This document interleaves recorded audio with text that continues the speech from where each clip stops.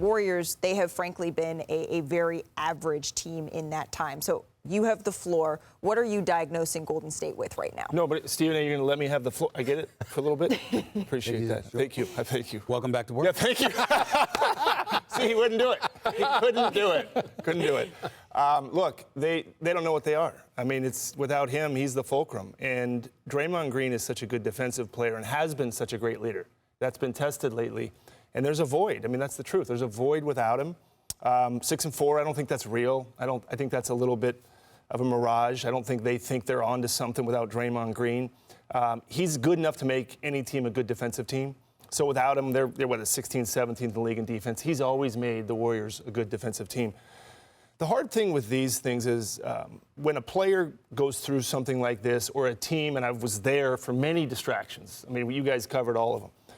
It's just hard. It takes energy. It takes energy to deal with these things. It takes energy to have to lose a player for an amount of time, to bring him back into the fold. Steve Kerr's trying to figure out the rotations. And when Draymond gets back, that kind of all starts over again. Steph has had to try to figure out the reliance of Curry on Draymond is something we all know and know well. Mm-hmm. So and then he loses him and says, okay, I got to figure out how to play with CP, which CP is great at it. But it's something that has caused, in many ways, a period of time where it's just a great amount of uncertainty. And now they got to come back when he comes back, when that is, and figure it out again. And it's just exhausting. That's the hard part of it. A lot of time left. They've been in a ton of games, 25 clutch games. I don't know if that's good or bad. But not where they want to be. Steve Kerr's still trying to get it right. Steph Curry's still, I believe, probably the best leader in sports. So he's going to keep him on the path. But you just got to get Draymond back as soon as you can and then plug him in and see what you can do. And so, Stephen A., when you're looking at the standings in these two franchises specifically, which one needs to make a move sooner rather than later? For me, I would think it's the Los Angeles Lakers. I mean, when I think about the Golden State Warriors, here's the deal. I can guarantee you this. I don't think this team will stay together after the season's over. I think that what you're seeing, this is the last hurrah because Joe Lacob and the crew, they just can't take much more of this. You got to have, when you look at Steph Curry, you've got to have pieces that are reliable around them, which they customarily have been up until recent memory. But they are still better off than the Lakers as far as I'm concerned, because when I think about Steph Curry, the greatest shooter God has ever created, he's going to be just fine. In the case of the Golden State Warriors, what you're looking at is you want better from Klay. You want Draymond Green to step on the court.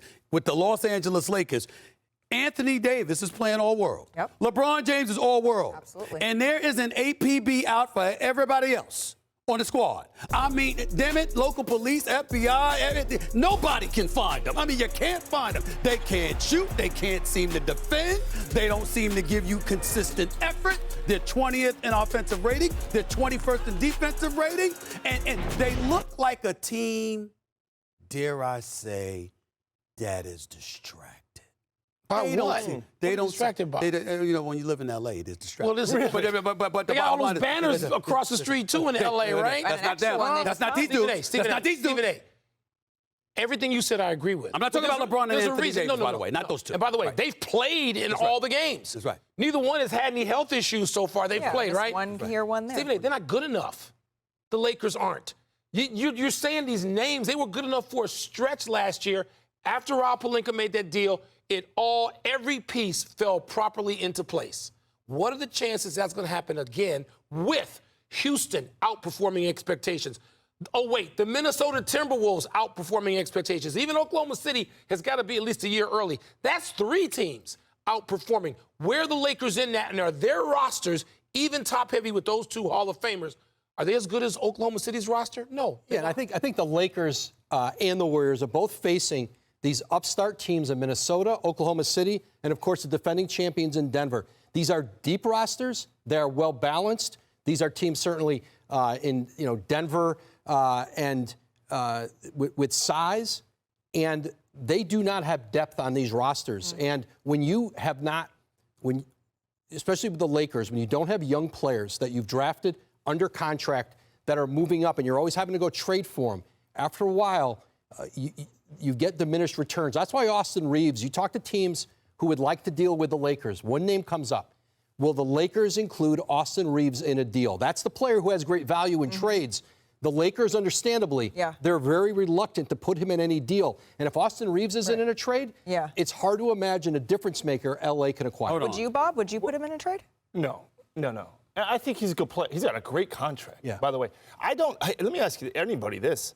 Western Conference Finals last year, it's pretty much the same team. Is it just because the West is better? Is that the only reason? You say distracted? I mean, They seem that way.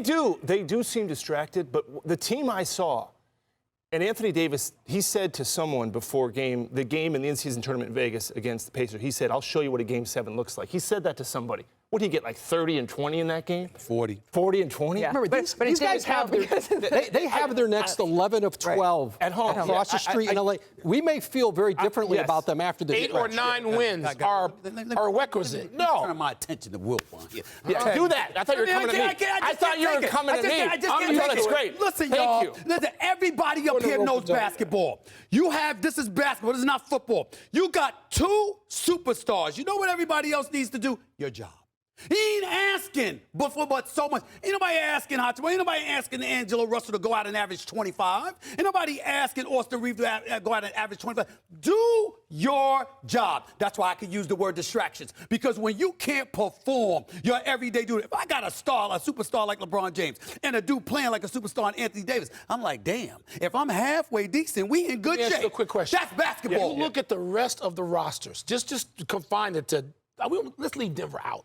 Minnesota and Oklahoma City. They hungry.